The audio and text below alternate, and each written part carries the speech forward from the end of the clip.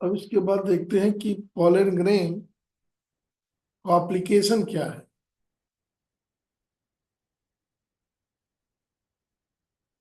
Pollen grain क्या application इनका है। तो पॉलन ग्रेन जो है ये रिच इन न्यूट्रिएंट होते हैं। सबसे बड़ी बात ये है, रिच इन न्यूट्रिएंट होते हैं। तो रिच इन न्यूट्रिएंट होंगे तो इसको हम पॉलन टैबलेट्स के रूप में ले सकते हैं। पॉलन टैबलेट्स के रूप में ले सकते हैं as a food supplement. Western country में तो इसका इस्तेमाल काफी ज्यादा हो रहा है। हमारे यहाँ तो एक कम इस्तेमाल हो रहा है, लेकिन वेस्टर्न कंट्री में ये पॉलन टैबलेट्स लिए जा रहे हैं। इसका कहीं कहीं पर सिरप भी लिया जा रहा है।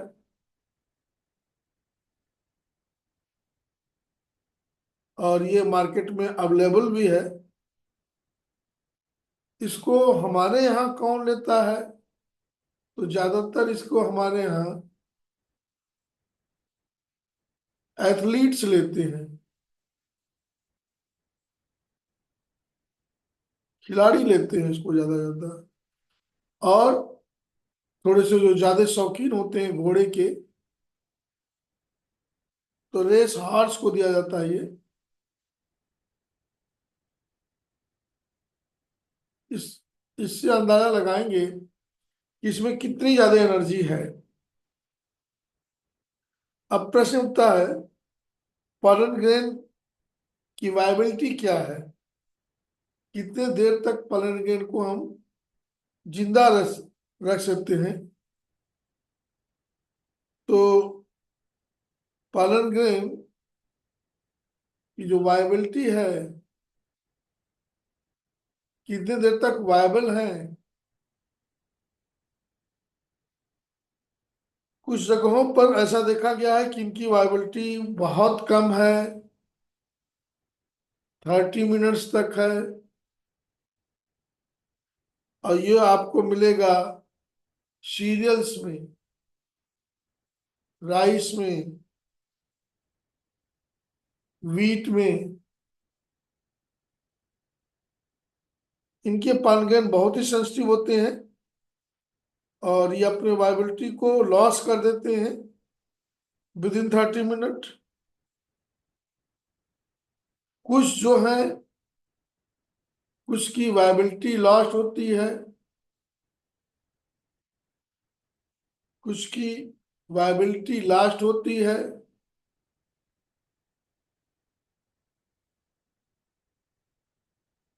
मंथ में, महीनों लग जाते हैं। तो ये ज्यादा सरवाइव करते हैं। ये कौन है, रोजेसी।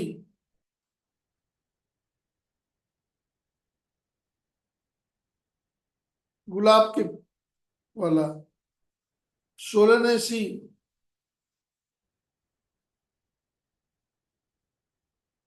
सोलेनेसी किसका है, बैगन का है, टमाटर का है। सोलेनम निग्रम की फैमिली का है। और पालन गेन को हम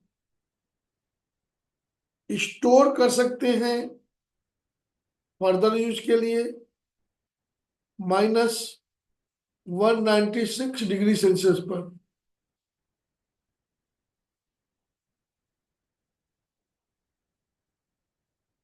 इसका इस्तेमाल कहाँ स्टोर करते हैं, पॉलन बैंक में।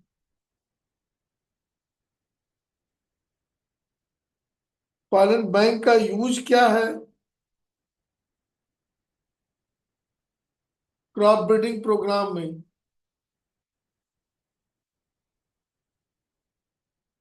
क्रॉप ब्रीडिंग प्रोग्राम में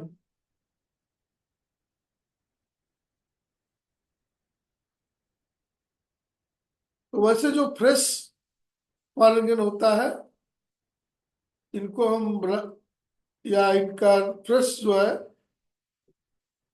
टैबलेट के रूप में या सिरप के रूप में इस्तेमाल कर देते हैं।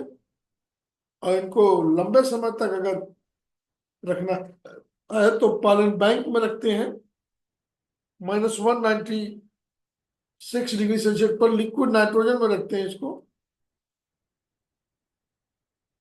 और इसको हम क्रायो प्रिजर्वेशन भी कहते हैं,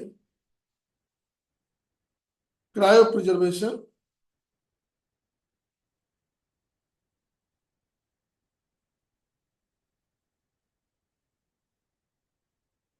क्रायो प्रिजर्वेशन का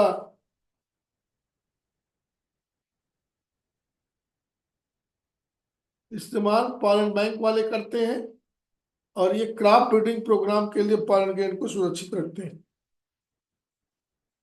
एक तो ये जान जाइए। दूसरा एक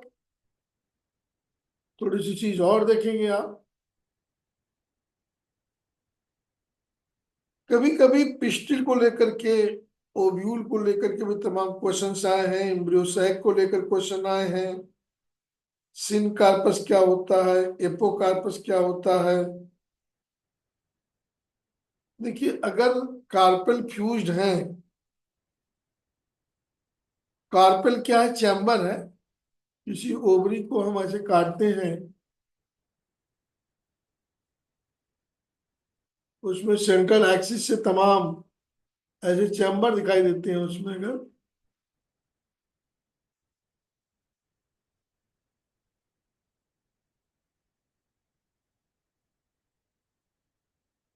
ये जो चैम्बर्स हैं, ये लोक्यूल्स हैं।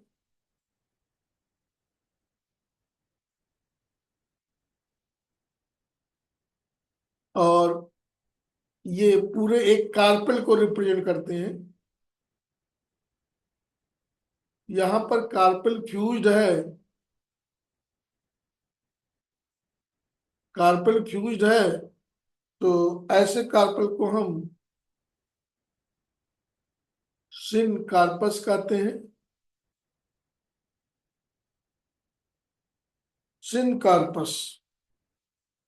और जब कभी आपको आपके बुक में सिन कार्पस ऐसे करके बना हुआ है,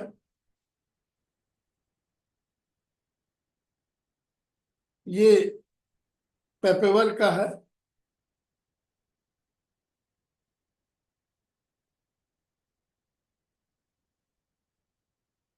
जिससे ओपियम निकाला जाता है।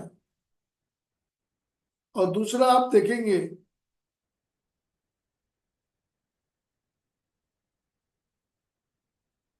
माइचेलिया, नाम याद रखिएगा। इसमें जो कार्पेल हैं वो सभी कार्पेल फ्री हैं, किसी से फ्यूज नहीं है।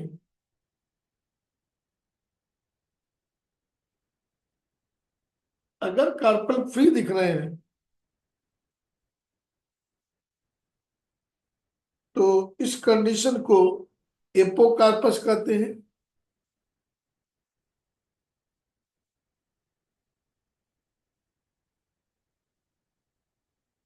इस तरह का कंडीशन बहुत रेयर मिलता है। इस तरह का कंडीशन बहुत रेयर मिलता है। अब एक बात आती है कि इम्ब्रियो सैक का डेवलपमेंट कैसे होता है। इसके लिए पहले आपको जानना होगा ओव्यूल कैसा होता है। तो पहले एक ओव्यूल का स्ट्रक्चर देखें।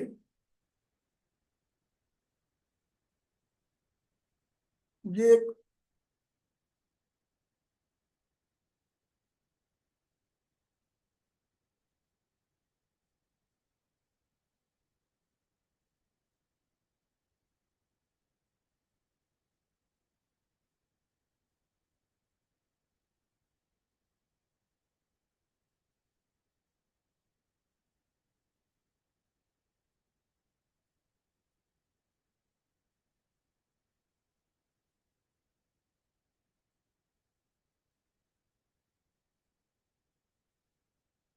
ये भीतर ओव्यूल की शुरुआत एक पैरेन्काइमेटस टिश्यू से होती है, जिसको हम न्यूसेलस बोलते हैं।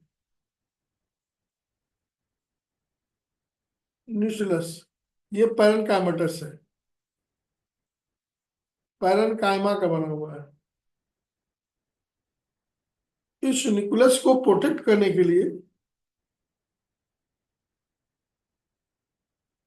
इंटेगमेंट्स हैं, और इंटेगमेंट दो है, एक आउटर है और एक इनर है। दो इंटेगमेंट होते हैं। इसका जहां पर ये इंटेगमेंट नहीं पाए जाते, उस ओपनिंग को माइक्रो पाइल कहते हैं। और ये जो बेस दिख रहा है, इसको हम चलेजा बोलते हैं। जहां पर ये ओव्यूल इस डंठल से जुड़ा हुआ है, डंठल को क्या बोलते हैं, इसको क्या बोलते हैं, फ्यूनिकल। डंठल को बोलते हैं फ्यूनिकल।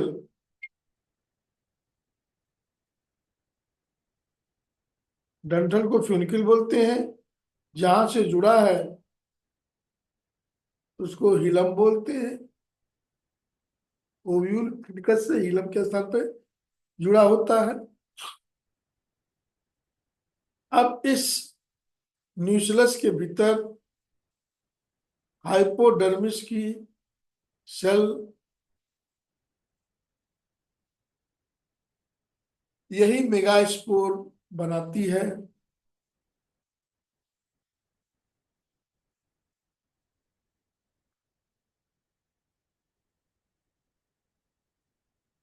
क्या होता है, जो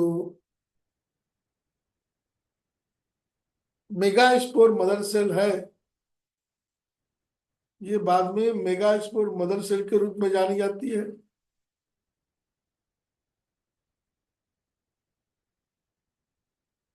मेगास्पोर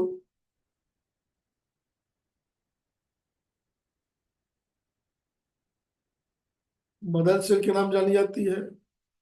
इसमें रिडक्शन डिवीजन होता है, और ये मेगास्पोर टेट्राड बनाती है।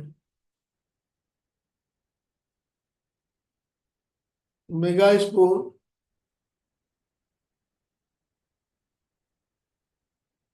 टेट्राड बनाती है। तो ये बाद में जाकर के चार स्ट्रक्चर में बदलेगा। ये मेगास्पोर टेट्राड हो जाएगा।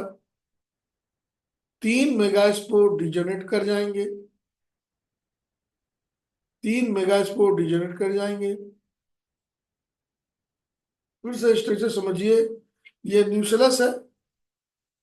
ये जो प्लेसेंटा है, प्लेसेंटा के ऊपर एक पैरेन्काइमेटस मास डेवलप करता है, इसी को न्यूक्लियस बोलते हैं। और बाद में यहीं से जो है, इसके बेस से इंटेगमेंट लेयर बनना चालू होती है, डबल लेयर इंटेगमेंट। और फिर ये स्ट्रक्चर बेंड कर जाता है, इसमें एक डंठल बन जाता है, फ्यूनिकल। अब आगे क्या होगा, ये जो मेगास्पोर मदर सेल है, मेगास्पोर टेट्राड बनाएगी।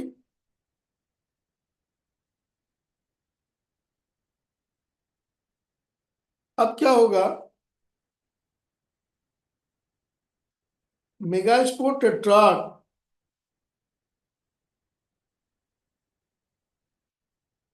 ये जो चार सेल थी, उनका फ्यूचर देखिए। तीन डीजनरेट कर जाएंगे।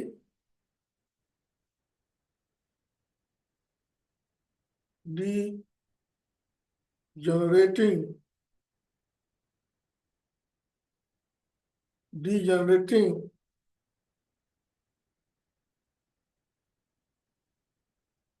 मेगास्पोर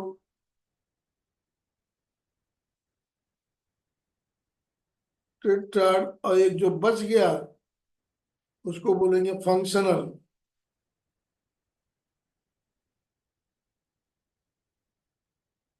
फंक्शनल मेगास्पोर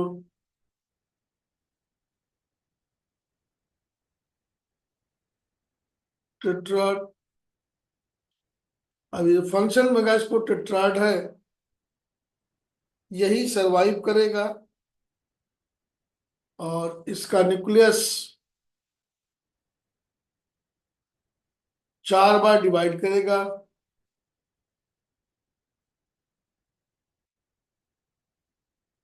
और ये साइज में बड़ा होगा।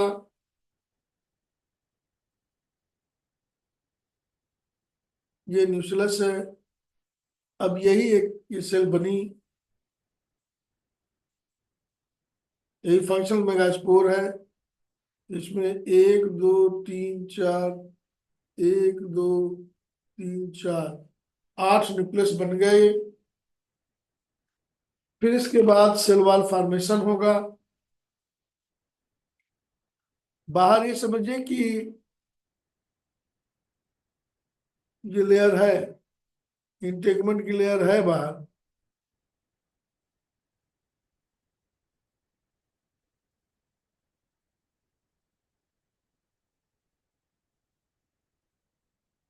यह है स्ट्रक्चर, ऐसा स्ट्रक्चर यहां भी होगा। अब इसके बाद क्या होगा, ये जो 8 न्यूक्लिएटेड स्ट्रक्चर है, 8 न्यूक्लिएटेड, पहले ये 1 से 2 हुआ होगा, फिर 2 से 4 हुए होंगे, फिर 4 से 8 हुए होंगे। तो 3 टाइम्स का लीजिए डिवीजन हो रहा है, 3 टाइम्स डिवीजन हो रहा है। पहले पहले डिवीजन से 1 से 2 बने, दूसरे डिवीजन में 2 से 4 बने, और तीसरे डिवीजन में 4 से 8 सेल न्यूक्लियाई बन गई। अब इनका क्या होगा, अब देखिए इनका क्या हो रहा है।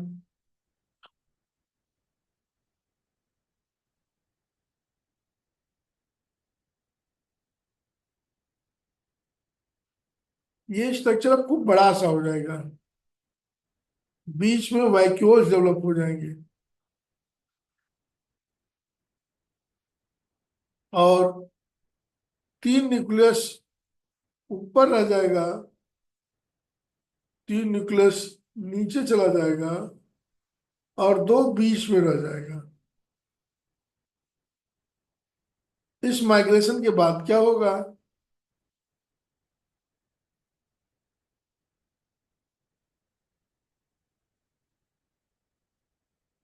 जो ऊपर की सेल है यहाँ वाल फॉर्मेशन स्टार्ट होगा। अब वाल फॉर्मेशन स्टार्ट हुआ,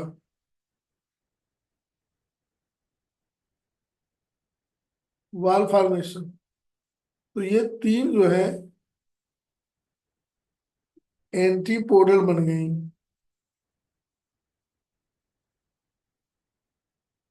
ये 2 जो है ये पोलर न्यूक्लियाई हो गए।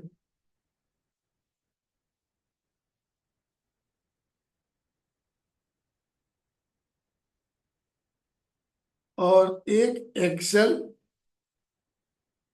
और 2 सिनर्जिड बन गई।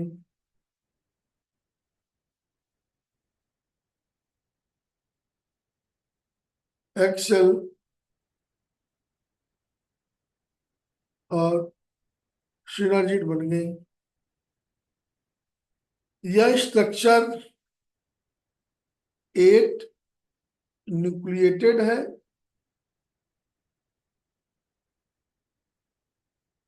और 7 सेल है। ये बीच वाली सेल को सेंट्रल सेल बोलते हैं।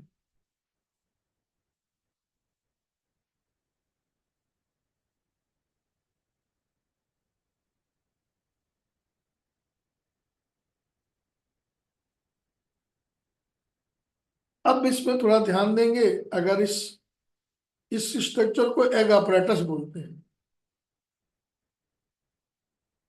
एग अपरेटस में क्या होता है, फिलीफॉर्म अपरेटस पाया जाता है यहाँ सिनर्जिड में। मतलब थोड़ा ध्यान दें, ये अगर एग सेल है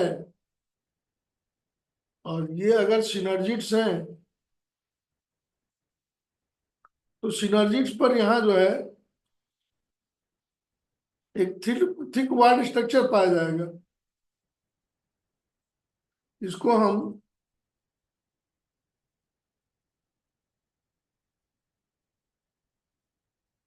filiform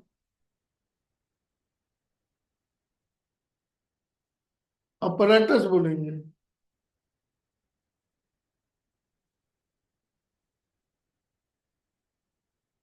filiform apparatus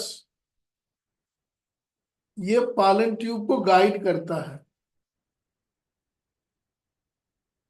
male gamete को सक करता है। ये शॉक एब्जॉर्बर है फिलीफॉर्म। एंटीपोडियल जो है, एंटीपोडियल क्या है? यह हास्टोरियम की तरह काम करता है।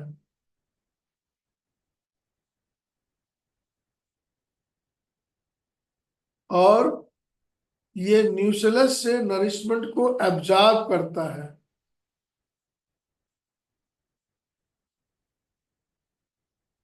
एब्जॉर्ब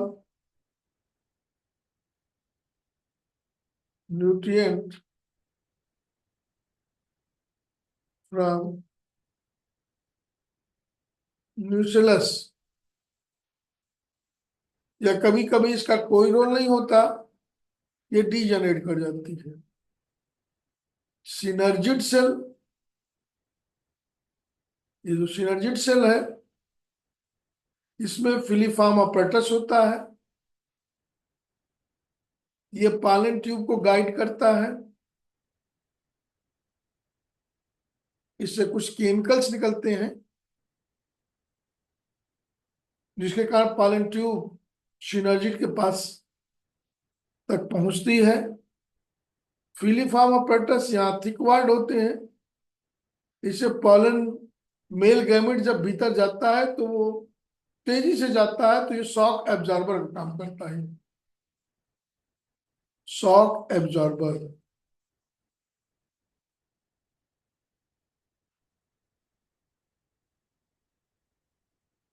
शॉक एब्जॉर्बर, या एक तरह से ये कह लीजिए ये पॉलन ट्यूब को गाइड करता है। तो ये डेवलपमेंट ऑफ इम्ब्रियो सैक हो गया, इम्ब्रियो सैक का डेवलपमेंट।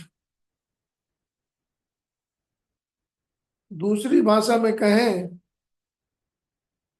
तो ये फीमेल गैमेटोफाइट का डेवलपमेंट है।